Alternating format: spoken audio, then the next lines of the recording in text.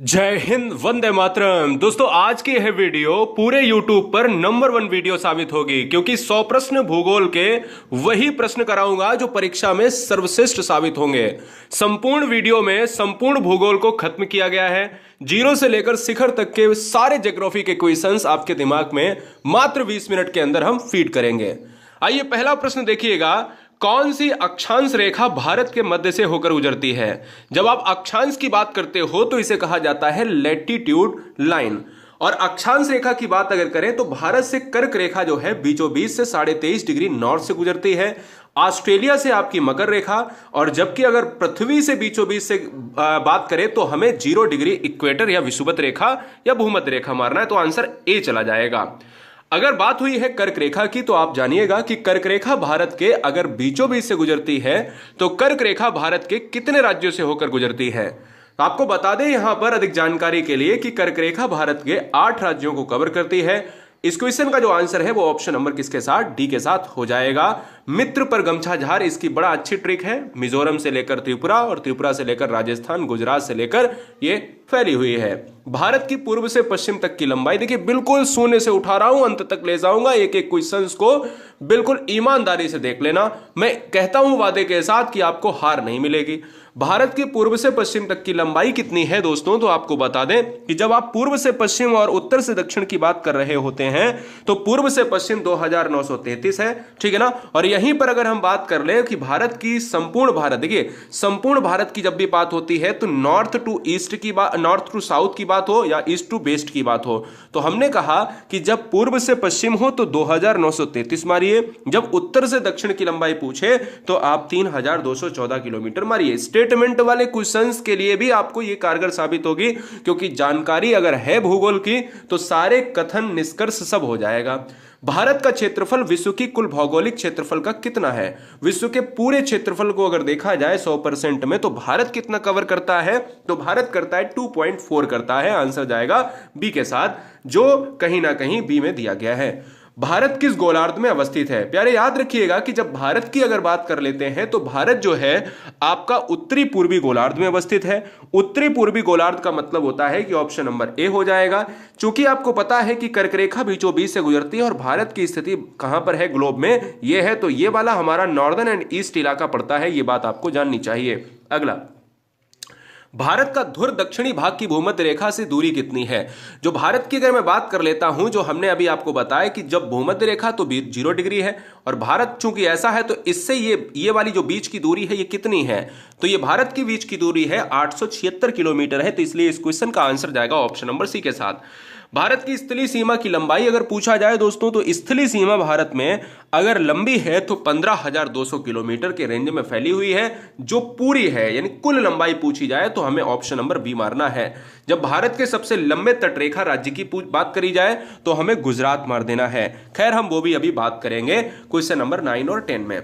भारत में कितने राज्य समुद्र तटरेखा से लगते हैं? तो देखिएगा, जो भी होगा वो समुद्र तटरेखा का मतलब होता है कि एरेबियन सी हो। देखिए, चाहे वो एरेबियन सी हो, ये एरेबियन सी है, चाहे वो आपका बे ऑफ बंगाल हो, ये बे ऑफ बंगाल है। तो यहां से इसके इर्द गिर्द लगने वाले, इसके इर्द गिर्द, तो ये केरल से लेकर गुजरात और ये यहां से तमिलनाडु से लेकर पश्चिम बंगाल, पूरे यहां पर 9 राज्य लगते हैं। इसलिए आंसर जाएगा ऑप्शन नंबर सी। भारत में निम्नलिखित में किस राज्य की, अब देखिए तटरेखा से लगने वाले कितने राज्य हैं टोटल, तो 9 है।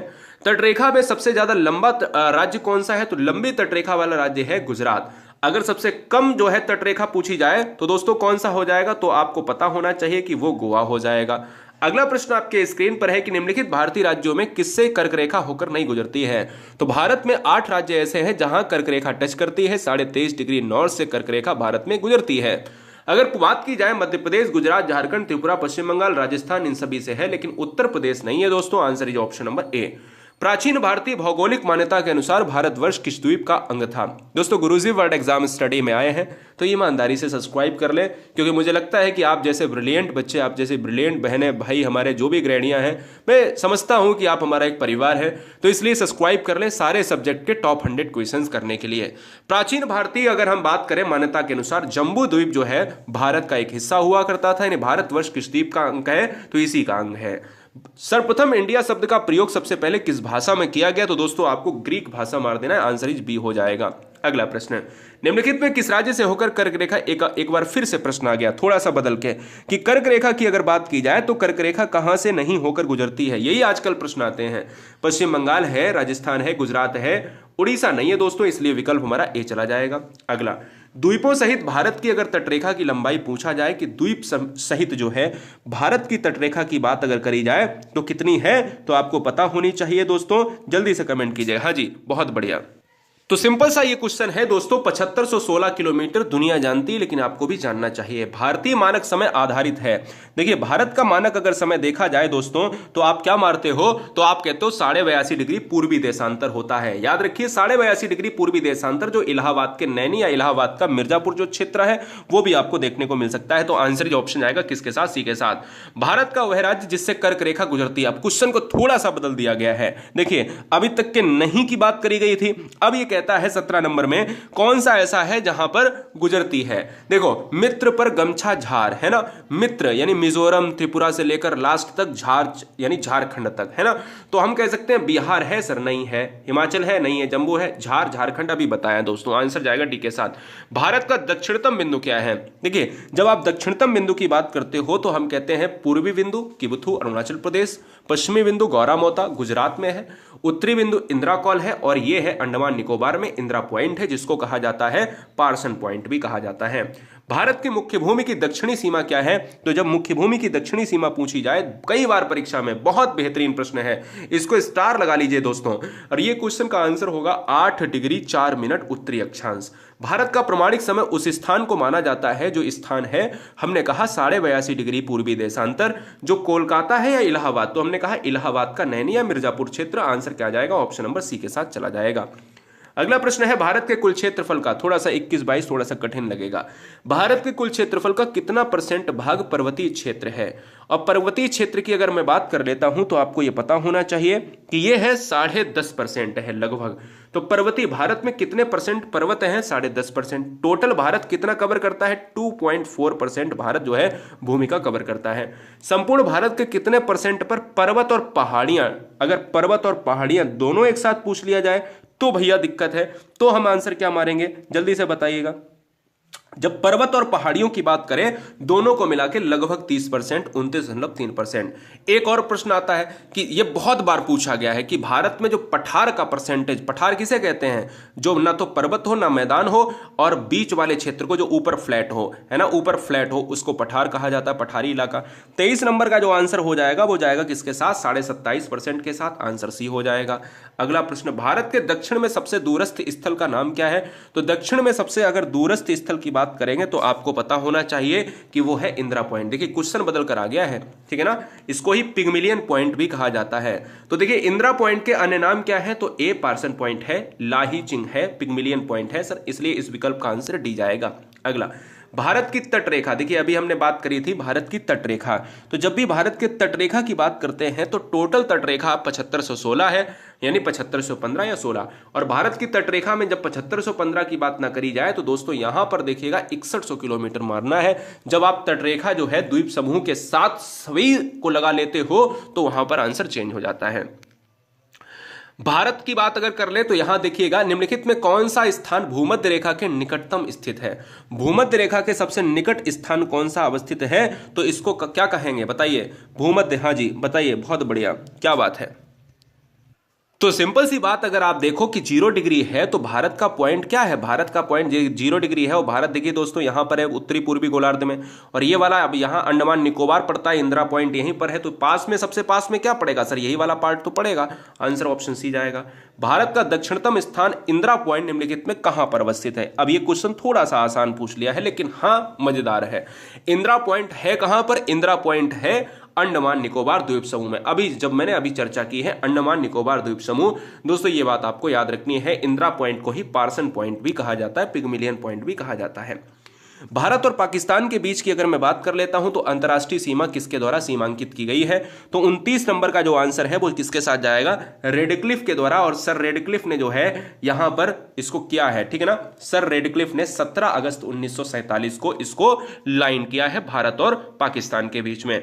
भारत के सुदूर पूर्व में कौन सा देश भारत के साथ सर्वाधिक लंबी अंतरराष्ट्रीय सीमा लगाता है, तो सर्वाधिक अंतरराष्ट्रीय अगर हम बात करें सर्वाधिक लंबी अंतरराष्ट्रीय सीमा कौन लगाता है 30 नंबर में, तो आप यही कहोगे कि भाई सबसे ज्यादा पूर्व में है म्यांमार। देखिए भारत जो है यहां पर आप देखिएगा म्यांमार की जो पहाड़ियां हैं, ठीक है ना, म्यांमार की पहाड़ियां हैं दोस्तों, ये भारत के म्यांमार क्षेत्र से लगती हैं, इसलिए आंसर क्या हो जाएगा, ऑप्शन नंबर बी हो जाएगा। तो म्यांमार कहां पर है, पूर्व में है, और श्रीलंका कहां पर है, दक्षिण में है, ये बात आपको याद रखनी है, ठीक है ना। भारत का एकांतिक आर्थिक क्षेत्र एक्सक्लूसिव इकोनॉमिक जोन संलग्न क्षेत्र के आगे कितने समुद्री मील तक दूरी है। अब देखिए एकांतिक आर्थिक क्षेत्र जब पूछा जाए तो आपको 200 मील 200 नॉटिकल मील, हम जब समुद्री दूरी को मापते हैं तो नॉटिकल में वर्ड शब्दावली यूज करते हैं, तो आंसर किसके साथ जाएगा, बी के साथ जाएगा।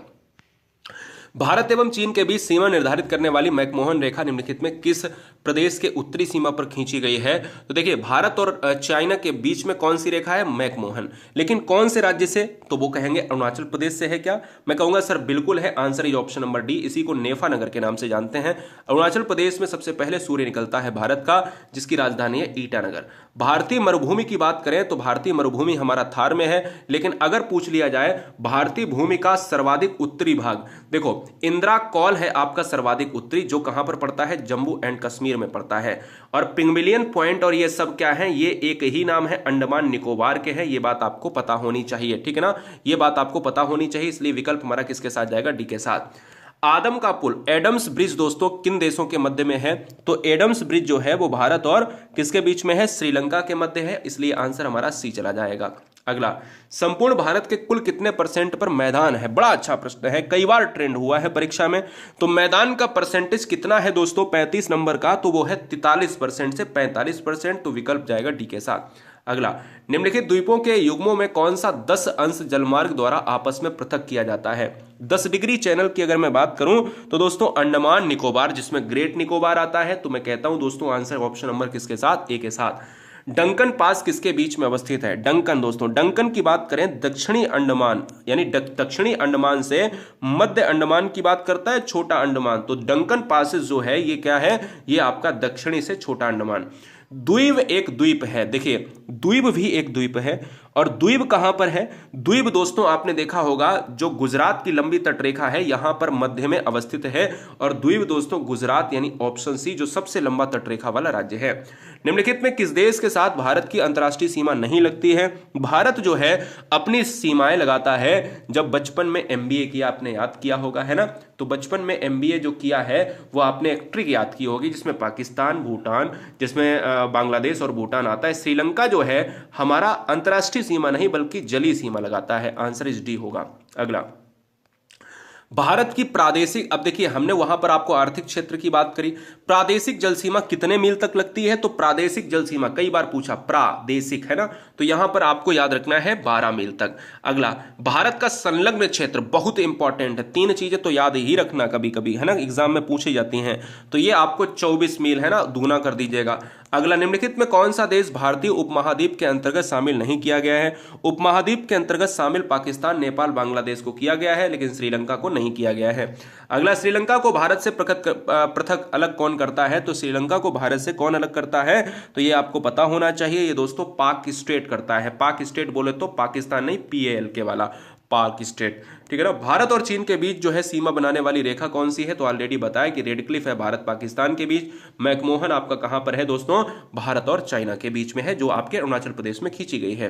निम्नलिखित में किस भारतीय राज्य की समुद्र तटरेखा सबसे छोटी है, तो हमने अभी आपको बताया सबसे लंबी तटरेखा गुजरात का है, तो गोवा की सबसे छोटी है, इसलिए विकल्प ए चला जाएगा।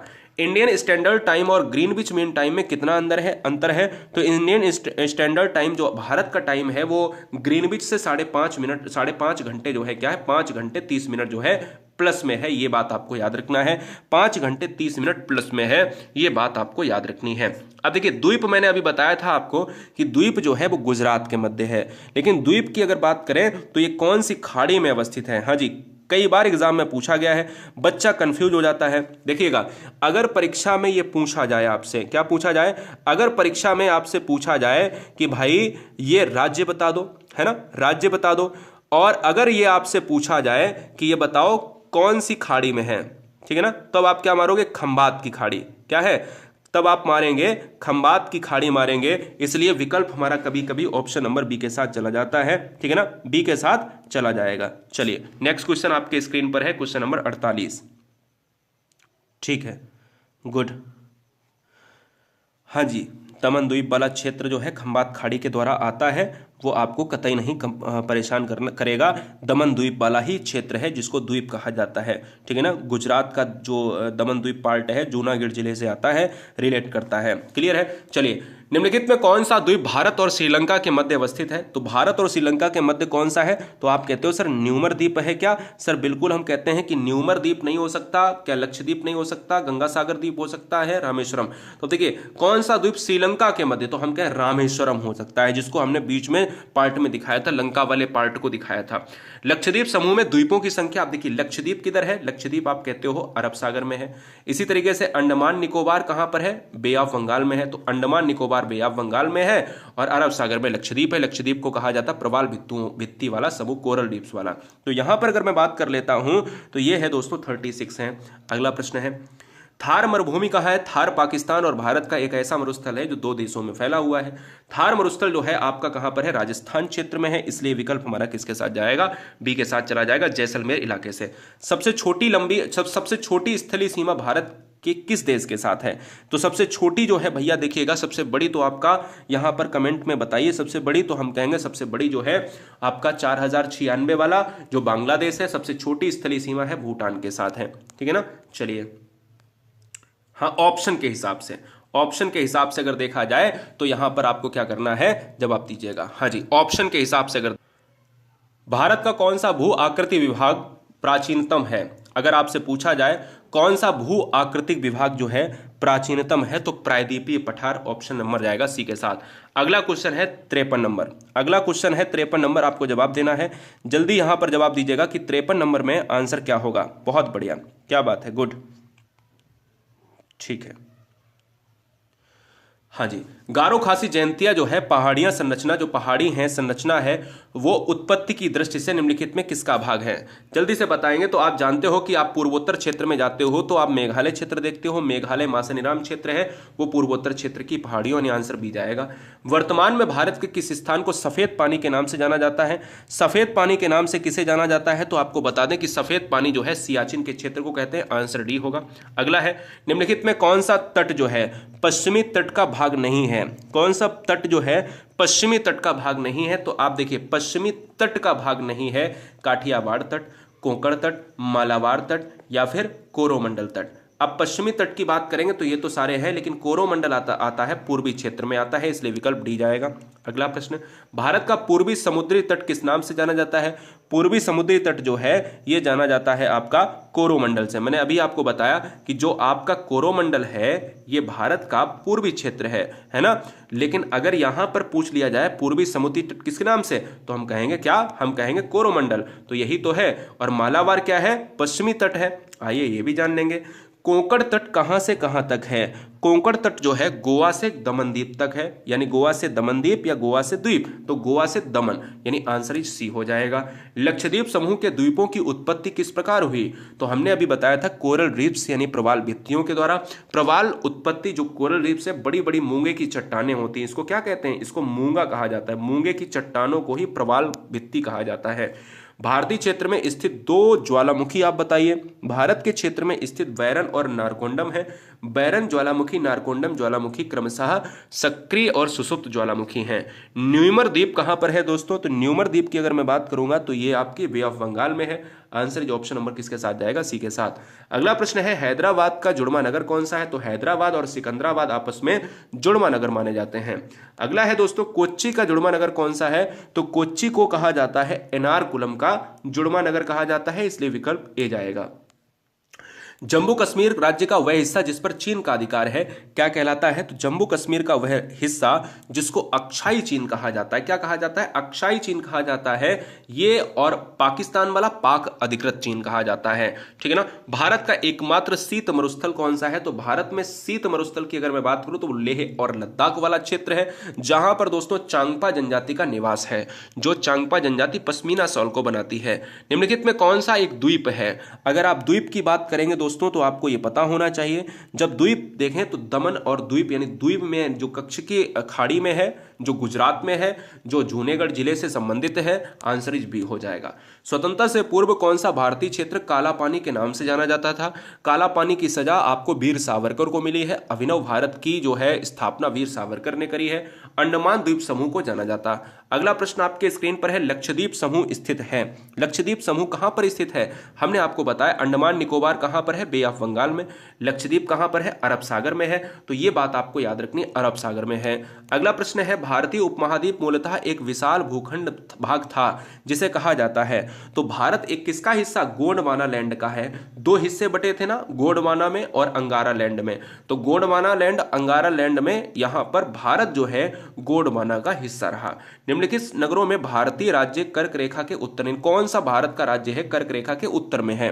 तो देखिएगा कर्क रेखा के उत्तर में कौन सा राज्य होगा? त्रिपुरा नहीं सर, दक्षिण में है। झारखंड दक्षिण में है। मिजोरम दक्षिण में है, तो हम कहेंगे मणिपुर दोस्तों, जो आपका मणिपुर वाला पार्ट है पूर्वोत्तर राज्य है। निम्नलिखित में कौन सा नगर कर्क रेखा से निकटतम दूरी पर अवस्थित है? निकटतम दूरी पर अवस्थित अगर पूछा जाए तो आपको अगरतला मार देना है, क्योंकि गांधीनगर, जबलपुर, उज्जैन ये अब देखिए ये पिछली बार लास्ट ईयर क्वेश्चन आया था, और लास्ट ईयर में उसके 5 साल पहले भी ये क्वेश्चन आया। परीक्षा में क्वेश्चन किसी भी तरीके से पूछ सकता है। किस भारतीय राज्य की सीमा सर्वाधिक राज्यों की सीमा से स्पर्श करती है? तो हम कहेंगे 8+1 दोस्तों, वो आपका उत्तर प्रदेश, दिल्ली समेत राज्यों को यहां पर मिला लिया जाए तो 8+1 बराबर 9 दोस्तों उत्तर प्रदेश से संबंधित है। अगला, निम्नलिखित में कौन सा एक केंद्र शासित प्रदेश नहीं है? त्रिपुरा, दमन द्वीप, लक्षद्वीप, पुडुचेरी। तो त्रिपुरा जो है एक पार्ट है जो भारत का पूर्ण राज्य है, जिसको केंद्र शासित यूनियन टेरिटरी में नहीं रखा गया है। न्यूमर द्वीप दोस्तों, अभी मैंने बताया आपको कि न्यूमर द्वीप जो है बे ऑफ बंगाल में है, जो बांग्लादेश और भारत के क्षेत्र में अवस्थित है। वहीं रामेश्वरम भारत और श्रीलंका के मध्य अवस्थित है, आंसर बी। भारत की सबसे लंबी अंतर्राष्ट्रीय सीमा किस देश के साथ है? तो भारत में 4096 किलोमीटर की बात अगर करें तो बांग्लादेश के साथ, और यहां पर आंसर डी जाएगा। निम्नलिखित में राज्य कौन सा है जिसकी सीमा मिजोरम से नहीं लगी हुई है? मिजोरम से नहीं लगी हुई है दोस्तों, तो वो है आपका पार्ट ऑफ नागालैंड दोस्तों। नागालैंड की राजधानी है कोहिमा, और नागालैंड ऑप्शन नंबर ए में दिया गया है। निम्नलिखित में वह क्षेत्र कौन सा है जिसकी सीमा अरुणाचल प्रदेश से नहीं लगती है? अगर अरुणाचल प्रदेश से नहीं लगती है तो आपको पता है कि पूर्वोत्तर क्षेत्र का, बिल्कुल जहां ब्रह्मपुत्र नदी यांगयाप दर्रा है, यहां पर जहां पर ब्रह्मपुत्र नदी जो है प्रवेश करती है, तो यहां मणिपुर जो क्षेत्र है दोस्तों वो नहीं लगता है। अगला प्रश्न आपके स्क्रीन पर है, निम्नलिखित में कौन राज्य सीमा है जो राजस्थान से सटा नहीं है? राजस्थान से कौन सटा नहीं है? तो आप राजस्थान की बात करोगे, उत्तर प्रदेश है सर, हरियाणा भी है सर, क्या महाराष्ट्र है? नहीं सर, महाराष्ट्र नहीं है, गुजरात भी है। आंसर क्या हो जाएगा? ऑप्शन नंबर बी हो जाएगा। अगला प्रश्न है, संघ शासित प्रदेश दादरा और नगर हवेली भारत में निम्नलिखित में किन राज्यों के बीच में अवस्थित है? दादरा नगर हवेली, ध्यान दीजिएगा क्वेश्चन थोड़ा टफ है। आंसर क्या हो जाएगा? आंसर हो जाएगा दोस्तों ऑप्शन नंबर डी, गुजरात और महाराष्ट्र के मध्य। अगला प्रश्न, निम्नलिखित में कौन सा जो है शहर पहले नेफा नगर के नाम से, कौन सा राज्य पहले नेफा नगर के नाम से जाना जाता था? मैंने कहा था आपसे अरुणाचल प्रदेश को, जब मैं अभी आपको पढ़ा रहा था ऊपर, अरुणाचल प्रदेश हो जाएगा इस क्वेश्चन का राइट आंसर। सियाचिन ग्लेशियर क्षेत्र के ऊपर किनके मध्य झगड़ा है? सियाचिन ग्लेशियर दोस्तों, सियाचिन ग्लेशियर की बात करते हैं तो अरुणाचल प्रदेश हो जाता है। अरुणाचल प्रदेश वाला जो पार्ट है, या जम्मू एंड कश्मीर वाला पार्ट आप ले लो। जम्मू एंड कश्मीर की बात अगर कर लोगे तो जिसको हम सियाचिन, जिसको हम सफेद पानी के रूप में जानते हैं, और सियाचिन वाला भारत और पाकिस्तान के मध्य जो है विवाद है, ठीक है ना। सियाचिन ग्लेशियर जो है भारत के किस राज्य में अवस्थित है? तो सियाचिन जो है भारत और पाकिस्तान के मध्य जो विवाद है वो जम्मू एंड कश्मीर में अवस्थित है, आंसर सी हो जाएगा। अगला प्रश्न, निम्नलिखित में भारत की सुदूर दक्षिण भौगोलिक इकाई कौन सी है? दक्षिण भौगोलिक जो इकाई है दोस्तों वो निकोबार द्वीप समूह है, जिसमें हम कहते हैं, जिसमें हमारा क्या है? हमारा है आपका इंदिरा पॉइंट है। पटकाई की पहाड़ियां भारत के किस राज्य से संबंधित हैं? पटकाई की पहाड़ियां मतलब भारत को किससे अलग करती हैं? तो हम कहेंगे म्यांमार से अलग करती हैं, जिसको हम कहते हैं म्यांमार भारत में पूर्वी क्षेत्र में अवस्थित है, जहां पर अराकान योमा पहाड़ियां हैं, ठीक है ना। चलिए राज्य जो है समूह जिनके मणिपुर की सीमाएं लगी हुई हैं, ऐसा आपको बताना है जहां मणिपुर की सीमा कठिन है। अब मणिपुर में पूर्वोत्तर राज्य ही आएंगे, जैसे असम हो गया, नागपुर हो गया, वो नागालैंड हो गया, मिजोरम हो गया, है ना। तो हम कहेंगे दोस्तों यहां पर मेघालय वाले पार्ट तो कट जाएंगे। मेघालय वाले पार्ट दिए गए हैं 3, इसलिए विकल्प हमारा किसके साथ जाएगा? सी के साथ, क्योंकि मेघालय थोड़ा सा आ जाता है इधर।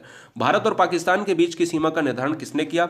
भारत और पाकिस्तान के बीच में जो है निर्धारण हुआ है 17 अगस्त 1947 में सर सिरिल जॉन रेडक्लिफ ने करा है। निम्नलिखित राज्यों में कौन सा राज्य जो है क्या है, कौन सा राज्य जो है क्या करता है, कौन सा राज्य 3 तरफ से बांग्लादेश से घिरा हुआ है? त्रिपुरा हो जाएगा दोस्तों, आंसर डी। अगला प्रश्न है पोर्ट ब्लेयर अवस्थित है। पोर्ट ब्लेयर अगर अवस्थित है दोस्तों कौन सा आंसर मारेंगे? हमें दक्षिणी अंडमान मार देना है। क्या मार देना है? दक्षिणी अंडमान, ऑप्शन बी हो जाएगा। भारत की सबसे बड़ी सुरंग जवाहर सुरंग किस राज्य में अवस्थित है? तो जवाहर सुरंग जो है आपका हो जाएगा जम्मू एंड कश्मीर में हो जाएगा। क्या सर? बिल्कुल हो जाएगा। अगला प्रश्न है 91 देखिएगा, भारत के अरब सागर और बंगाल की खाड़ी लगे समुद्र तट की लंबाई कितनी है? तो अभी अभी मैंने बताया था कि भैया अगर टोटल पूछे तो 7516 और वैसे पूछे तो 6100 किलोमीटर मार दीजिएगा। अगला प्रश्न है 92, डूरंड लाइन निम्नलिखित 2 देशों के मध्य अवस्थित है। डूरंड लाइन की बात अगर करी गई है तो डूरंड लाइन पाकिस्तान और अफगानिस्तान के मध्य अवस्थित है, इसलिए विकल्प जाएगा किसके साथ? बी के साथ। पहले भारत और अफगानिस्तान के मध्य में थी। भारत के किस भाग में बैरन द्वीप जो है, बैरन ज्वालामुखी अवस्थित है? तो बैरन ज्वालामुखी एक सक्रिय ज्वालामुखी है जो अंडमान द्वीप समूह में अवस्थित है। 94 देखिएगा, निम्नलिखित में कौन से भारतीय राज्य में प्रातःकाल सूर्य की किरणें सबसे पहले सूर्य निकलता है? अरुणाचल प्रदेश में, और सबसे बाद में निकलता है गुजरात में। अगला क्वेश्चन है क्षेत्रफल में अगर देखा जाए भारत के 3 बड़े राज्य कौन से हैं? तो क्षेत्रफल में दोस्तों देखा जाए राजस्थान, मध्य प्रदेश और महाराष्ट्र हो जाएंगे। हम देखिएगा राजस्थान, मध्य प्रदेश और महाराष्ट्र क्यों? क्योंकि ऑप्शन नंबर ए में ही दिया गया है। यह राजस्थान सबसे बड़ा है, उसके बाद मध्य प्रदेश, उसके बाद महाराष्ट्र आता है। कौन सा राज्य उत्तरी पूर्वी राज्य की 7 बहनों में नहीं है? अगर आप 7 बहनों की बात करोगे तो दोस्तों यहां पर आप देखिएगा पश्चिम बंगाल को 7 सिस्टर्स में नहीं शामिल किया जाता है। भारत का सबसे अधिक विस्तृत भू आकृतिक प्रदेश कौन सा है? तो भू आकृतिक प्रदेश है दक्षिण का पठार है, ठीक है ना, वेरी वेरी मोस्ट इंपॉर्टेंट। 98 देखिएगा, अरावली एवं विंध्य श्रृंखलाओं के मध्य कौन सा पठार अवस्थित है? तो ये दोस्तों है आपका मालवा का पठार अवस्थित है। और आज सेकंड लास्ट क्वेश्चन है, सिलवासा की राजधानी क्या है? तो सिलवासा राजधानी किसकी है? दादरा नगर हवेली की है, आंसर इज बी हो जाएगा। और अंतिम आज का प्रश्न है, निम्नलिखित राज्यों में किसकी तटरेखा सर्वाधिक है? ये आपके लिए होमवर्क है जो आपको बताना, इसी वीडियो में हमने कम से कम 4 से 5 बार डिस्कस किया है। तो गुरुजी वर्ड एग्जाम स्टडी का आपको एप्लीकेशन प्ले स्टोर से डाउनलोड कर लेना है फ्री पीडीएफ के लिए, और गुरुजी वर्ड का टेलीग्राम ज्वाइन कर लेना है बहुत ईमानदारी से। जय हिंद, वंदे मातरम।